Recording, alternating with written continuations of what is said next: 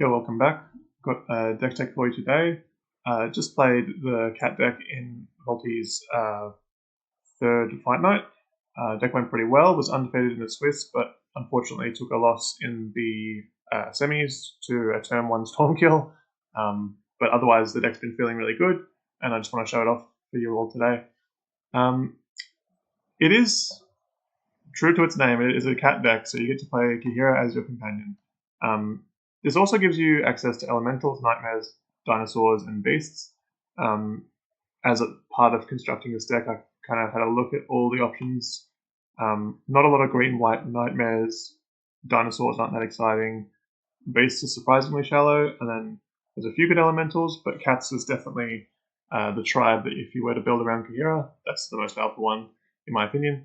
So I kind of went with that and just went through every cat I could and got the right pieces of removal, right pieces of fast mana, and the deck actually turned out pretty good. As far as the mana goes, you've got 23 lands if you include the NDFC, Razor Grass Ambush.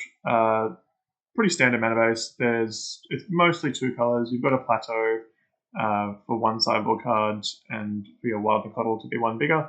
It was pretty inconsequential to add it in, and sometimes makes your fetches like Wooded Foothills able to fetch a white source where sometimes it wouldn't be able to. So pretty free to include. But otherwise, this is purely a green-white deck.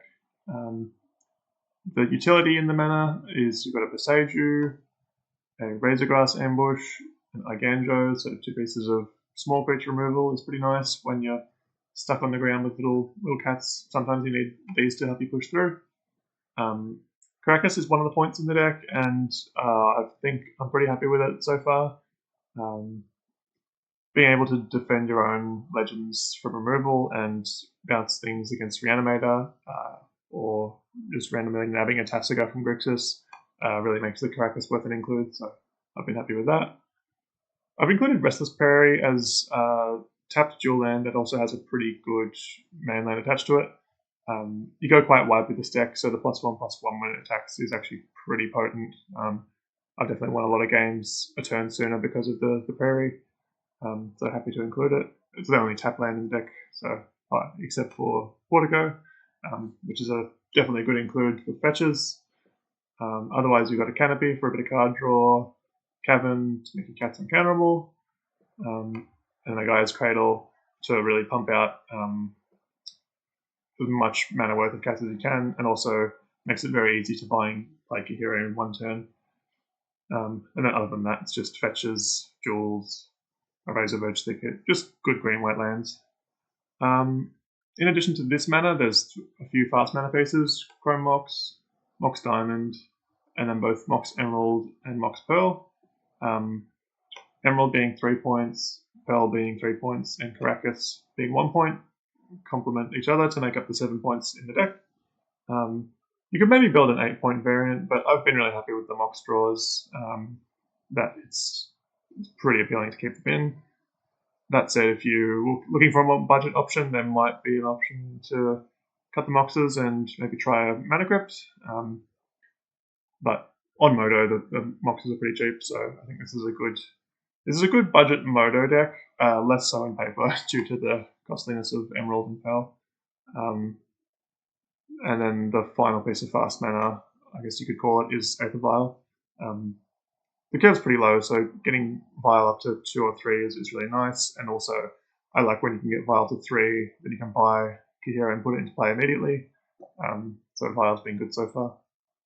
As for interaction, we've got a Mana Tide, which I think is the last card I included in the deck. Might be bad, might be good. It's funny when it gets people, but I'm still kind of on the fence about if it'll stay in long term. But fun one nonetheless. I've got a Swords, as you would in your white deck, a Misstep, Dismember. Reprieve, I think, is pretty good to kind of give you a bit more of an angle of attack other than just putting a lot of power into play. It's good to go 1-drop, 2-drop, 3-drop, and then on turn 4, play a 2-drop and then hold up Reprieve for their Supreme Verdict or Brotherhood's End or whatever, what might have you losing that game. So reprieving their big spell that could catch them back up is pretty nice. And then, of course, the Solitude is an elemental, so you can Kihira it. these next 15 cards are kind of the meat of the deck. The crazy thing about cats is you can play almost all Watch Wolves or better. Like, you don't need to play that many 2/2s for 2. Most things are either Savannah Lines, so 2 power for 1 mana, or 3 power for 2 mana, or you can sometimes get 4 power for 3 mana. So the actual rate of these creatures is pretty impressive, and you'd be surprised how often the deck can put together turn 4 kills very consistently, and sometimes turn 3 kills with really nice draws, including unlocks. So we've got Fleece Mane. Another good part about this deck is that this is an above rate card already, and it's also a great top deck. Like, if you draw and you've got a bunch of spare mana, you can just make it a hexproof indestructible. Same goes for Bronze Sideline, very similar. You just hold up a couple mana to keep it from getting killed by most normal removal by giving indestructible. Pouncer's a good creature when you've got a Lord in play. Double Strike kind of gets double pumped to that extent, and then Eternalizes a giant 4/4 double striking cat. So yeah, the deck's got good rate and good kind of longevity with all the kind of extra text at the bottom of each of these cats. Ajani, everyone knows this card's good.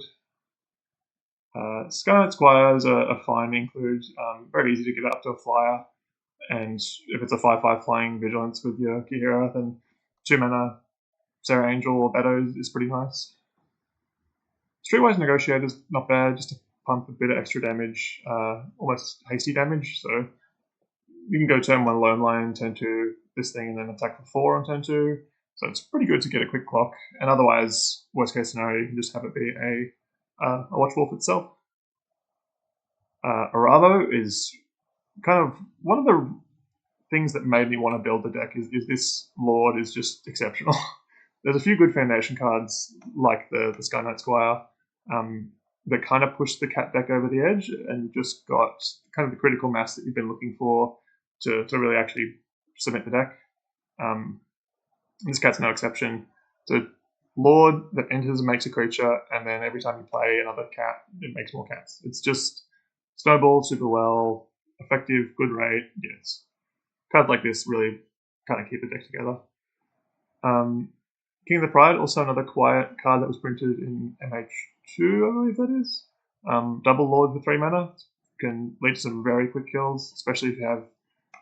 Sometimes you go Ocelot Pride into a Dawn Pouncer into this thing and almost kill on turn 3. So yeah, you can do some. This can do some pretty nasty stuff with the right combination of small creatures. Brimaz, pretty good rate again. Good attacking, blocking. Yeah, really good to just pressure initiative and kind of win creature matchups. It's just a very strong creature if you're going combat a lot. So could include here. Pride Sovereign is just a beat stick. It's usually like a 6/6, and also another card that late game you can just start exerting it and making extra cats. If you've got a Lord, those cats become 2/2s, and this is just tap to make 4 power, which is pretty exceptional. Wildercoddle, yeah, it's. I kind of came to the conclusion I didn't want to play any 1-drops that didn't have at least 2 power, except Ocelot Pride, it's great. So this is one of the 2 power 1 mana creatures, so is Savannah Lions and Lone Lion. You can play like Step Links and things, but the lands aren't. You haven't got that many lands that you're hitting landfall all the time consistently. So I just opted for the more consistent 2 power 1/1s instead of Step Links, which can be 4 power once, or sometimes it's just a 0/1. So I opted for consistency in this deck, which I've been happy with so far. Ocelot Pride, everyone's played with this one. Exceptionally good in this deck when you're just lording it up or pumping it with Exalted triggers or putting a counter on it with Streetwise. It's, yeah, Ocelot Pride's an all-star. Savannah Lions, good enough. Makes the cut. Lone Lion, a little bit better than Savannah Lions, but yeah, just another fine beater. And claws out the last kind of damage kind of dump kind of card.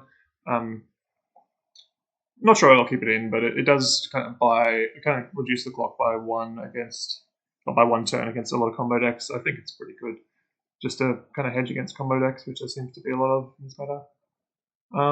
These next four are kind of power, kind of utility.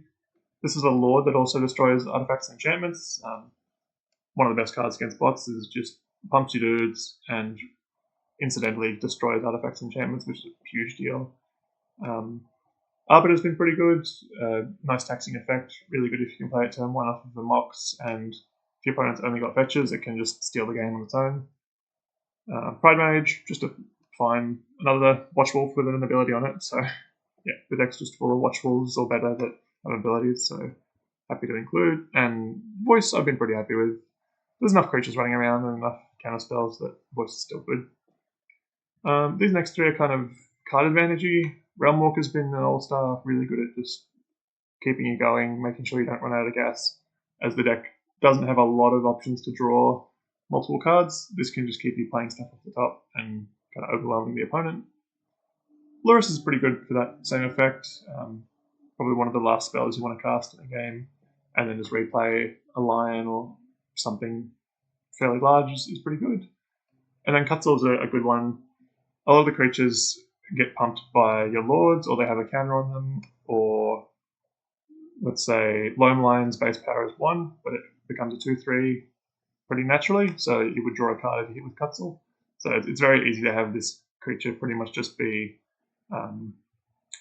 like Enduring Curiosity. If you played a bit of Standard, it just makes your creatures, when they hit, draw a card.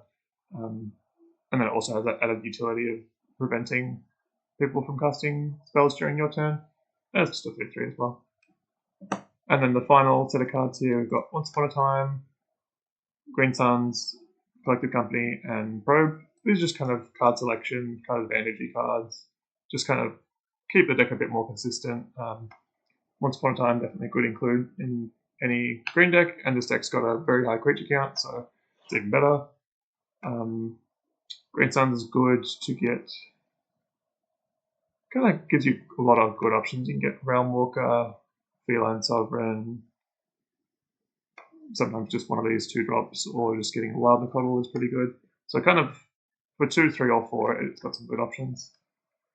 Coco is really good. You've got a high enough density of 3-drops that you'd be happy to cast it and sometimes hit 6 mana value worth of cats. And if you do that, it's kind of gravy. You just make heaps of power. That's it for the main deck. Yeah, pretty tight. Nothing too crazy. Other than the mana tide and maybe the claws out, they're the most kind of the biggest question marks in the deck. Are they going to stick around, or are they just a bit too cute? But other than that, the deck's just very lean, mean, aggressive. If you like aggro decks, I'd highly recommend it.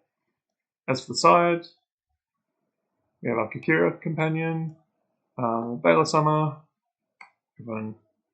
Most green decks should have a Veil of Summer sideboard, and this one's no exception. Playing a High Noon, I think it's good to slow down the combo decks, and then also the 5 mana on turn 5 to deal 5 to the player is pretty good. Just using it as a Lava Axe on that final turn, I found to be pretty good to just take that final little bit of damage to seal the deal. A bit of mana denial in the form of Choke, Ravages of War, and Armageddon. I think you kind of need to include these to beat the combo decks. The decks, it produces a quick clock, but it isn't quick enough that you can't interact with their mana or with their spells in some way. White isn't particularly good at interacting with spells, so just denying their mana is one of the best approaches to preventing your opponent from stalling off or breaching you or casting Thoracle. So this is my preferred way to try and approach those combo matchups. Bit of artifact enchantment hate. This Kasali Slinger does cost 5, so it's a bit dodgy, but if you ever resolve this and untap against bots or similar big mana artifact decks, then you're going to be able to just destroy pretty much anything in front of you and easily run away with the game. And it does count itself when it enters, so it is just a big Rex Age with a big butt, which is pretty good. Relic Water, cheap, effective, yep, could include. And then Force of Vigor, plenty of green pitchables, so could include as well. The deck is surprisingly good against bots or similar decks. thanks to Kasali Pride Mage and that Lord that whenever you deal damage with a cat, you get to destroy an artifact or enchantment. So your game 1, you incidentally have some hate, and you've got a few good pieces post-board to really shore up the matchup. So if you've got a lot of bots in your meta, then I recommend the cats. These three are kind of graveyard hate, so I've got an endurance, again, plenty of green pitchables, so an easy include, and an elemental, so it meets your Kahira companion requirement. Rest in Peace, probably the best in its class in terms of graveyard hate. And then I think Lion Sash is pretty good. It is a cat and does get pumped. I do like having your graveyard hate that can also be proactive and kind of chip in some damage as well along the way. So Sash has been good for me as well. A couple of pieces of extra removal with a Winds of Abandon and a Get Lost. Get Lost is just very efficient, instant, destroys anything. Been happy to include it. When you really need to kill an Oculus or a Barragloif or whatever, this does the job. And then Winds of Abandon I've really been liking as well. Good against kind of mid-range decks, and you'd be surprised how often you end up overloading it thanks to the Gaia's Cradle and all the Moxes. You can really get to 6 mana pretty consistently, and you're very good at gumming up the board with all of the cats that they wouldn't be really able to attack unless they've got flyers, and you wouldn't be able to attack it either because all your creatures are 3 or 4 powered. So you just kind of gum up the board, and then you can just Winds of Abandon to blast through for heaps of damage. I've been liking this one. And then the final sideboard card, I've got a Kasali Ambusher. If you're playing against like goblins or mono red or something, this is just a free 2/3 with a reach, which is a pretty good blocker. It's got flash. So yeah, that's the deck. I've been really happy with it. Played a lot of games against the MTG Ogres and been enjoying it there. It ran well today. And yeah, I think it is a real deck. It's a bit of a meme. Calling it a cat deck does sound like it's maybe not as competitive as you might initially think compared to Breach or Thoracle or those other decks with quite a bit of gravitas behind the name. But this cat deck is real. It's got its claws out. It's coming to get you. So keep an eye out for it. Maybe consider it for the right metas. And I'll see you guys again soon.